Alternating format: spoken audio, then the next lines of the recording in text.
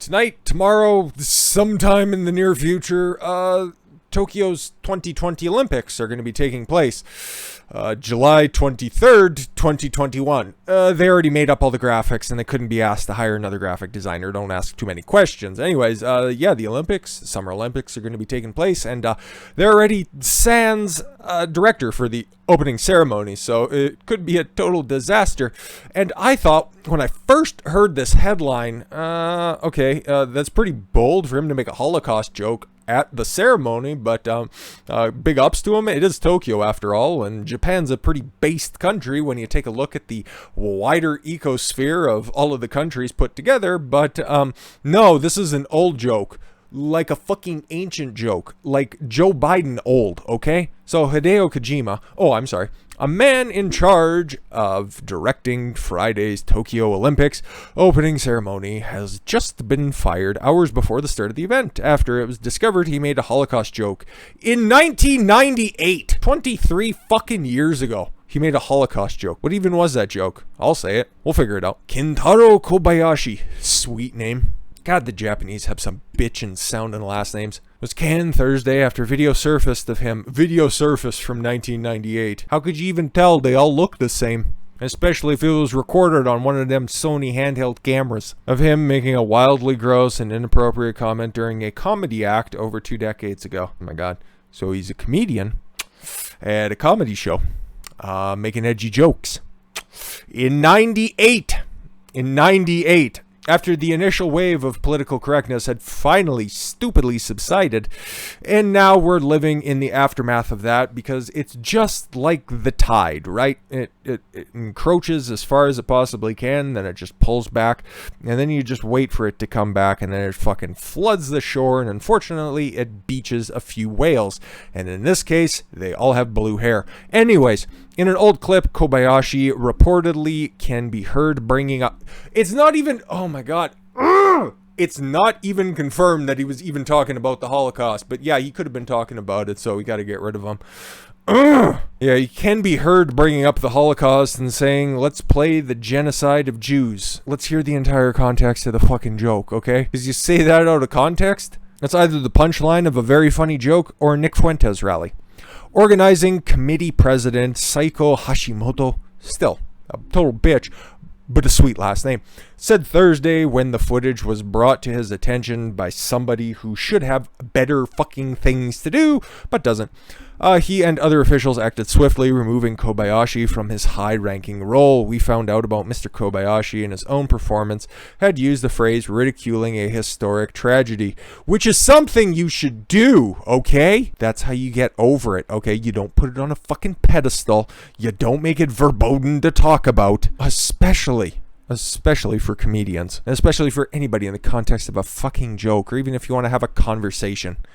Jesus fucking Christ. We are very disappointed for causing such a development the day before the opening ceremony, and for causing troubles and concerns to many involved parties, as well as people. Fuck off. Fuck off. You, but then fuck this guy as well. His statement, entertainment should not make people feel uncomfortable.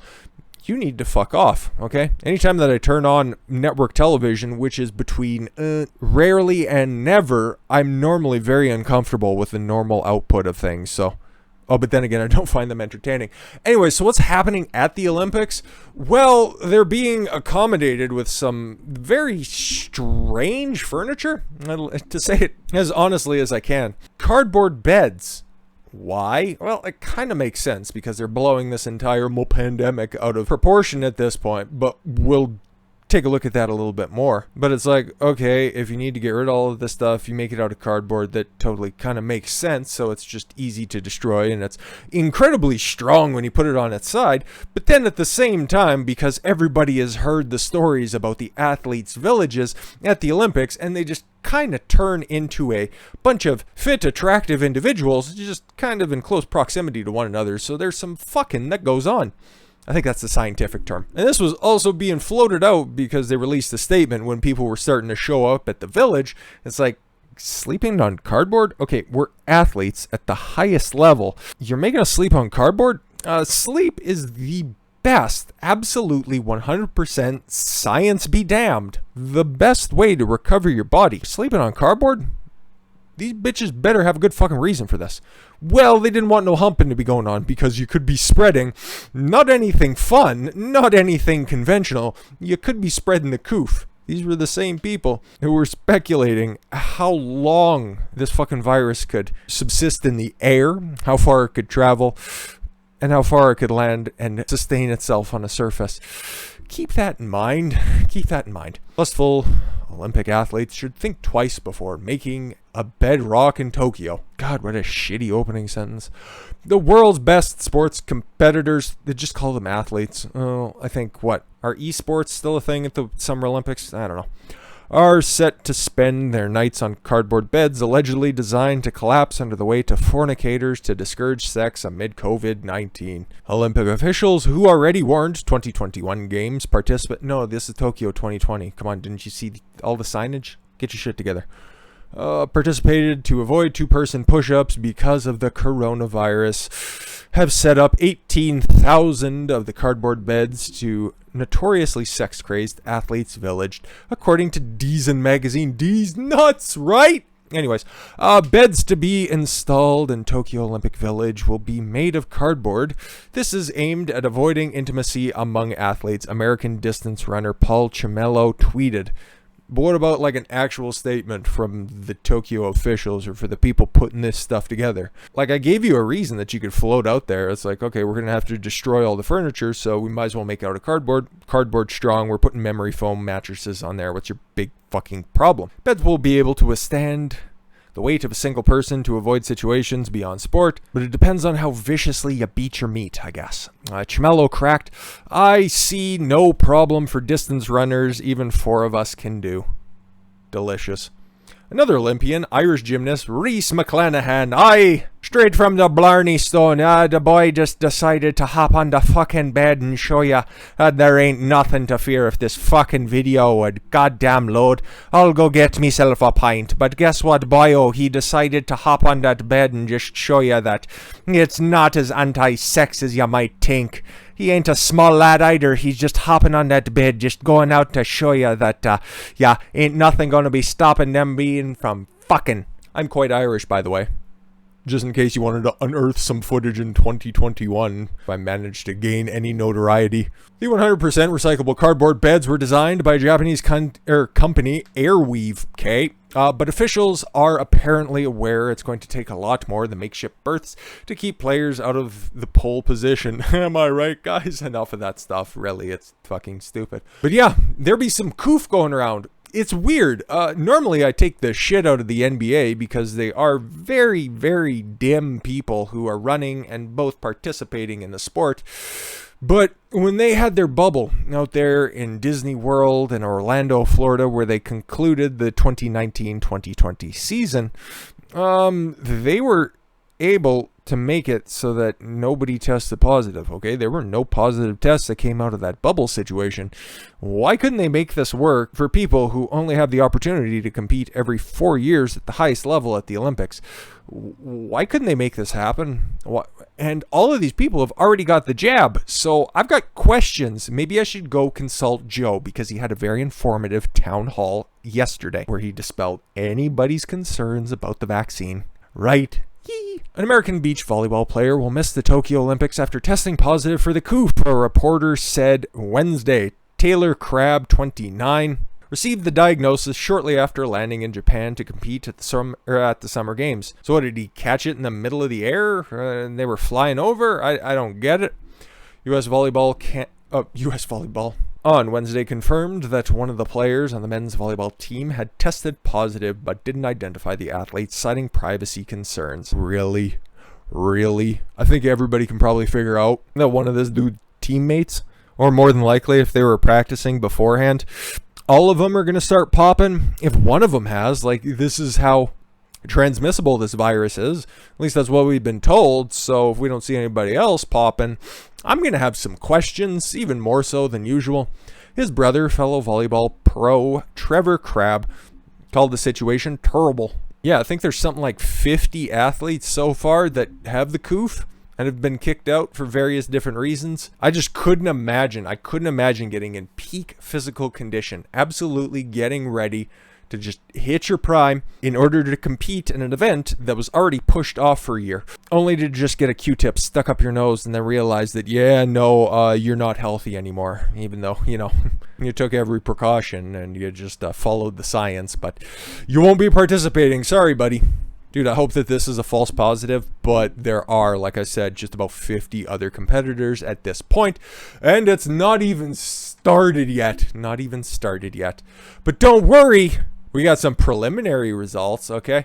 Because some of the team sports are already taking place, and the U.S. women's soccer team decided that, you know what, we're one of the front runners, we're one of the expected teams to take home the gold, and we're playing lowly Sweden, but we need to make sure we need to get in our activism right before the game. And I think it was all of but 3 or 4 of the players on the team took a knee, and they should have just stayed on the turf because they would have avoided the disappointment of being shut out 3-0 to Sweden's soccer team. They're under snow for 6 months out of the year, you fucking jackasses. How did you lose to them? She was taking her new position at Victoria's Secret a little bit too seriously.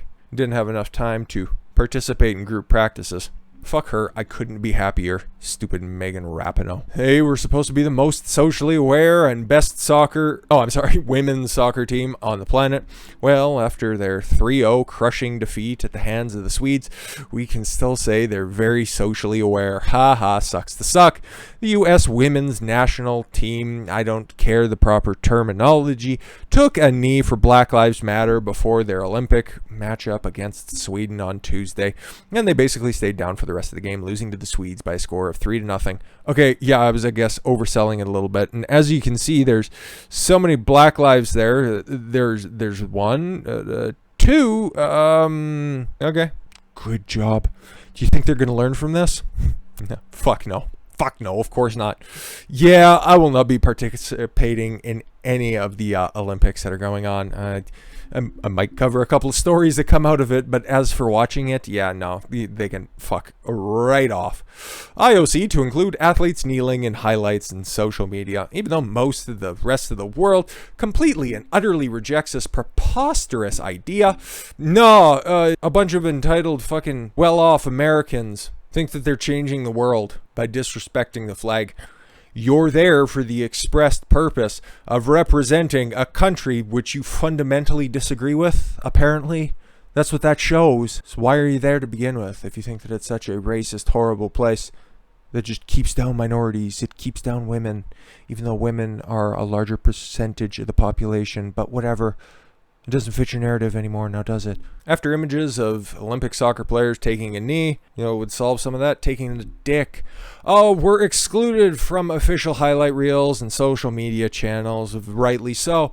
The IOC said Thursday that kneeling protests will be shown in the future. Why? Once again, this is in real time. They're just placating the Twitter audience because this is all on social fucking media, and that's the same audience who doesn't care about athletics. They think that it's, some kind of a display of whiteness or whatever their fucking current NPC upload has them saying. But instead, you're going to turn off, 60-70% of the audience by doing this dumb shit. Nobody supports this outside of your elitist bubbles and the Twitter sphere. Players from 5 women's soccer teams kneeled in support of racial justice Wednesday, the first day it was allowed at the Olympic Games after the ban lasting decades. Why was it overturned? Oh, because the IOC is retarded.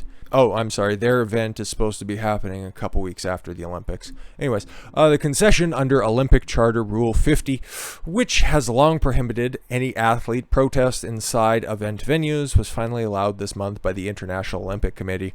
The IOC has tried to reconcile enforcing the rules while recognizing and sometimes celebrating the iconic image of sprinters Tommy Smith and John Carlos raising a black glove fist on the medal podium at the 1968 Mexican Olympics, which ended up leading to a bunch of different bombings by Black Panther activists on the south side of Chicago. But cool.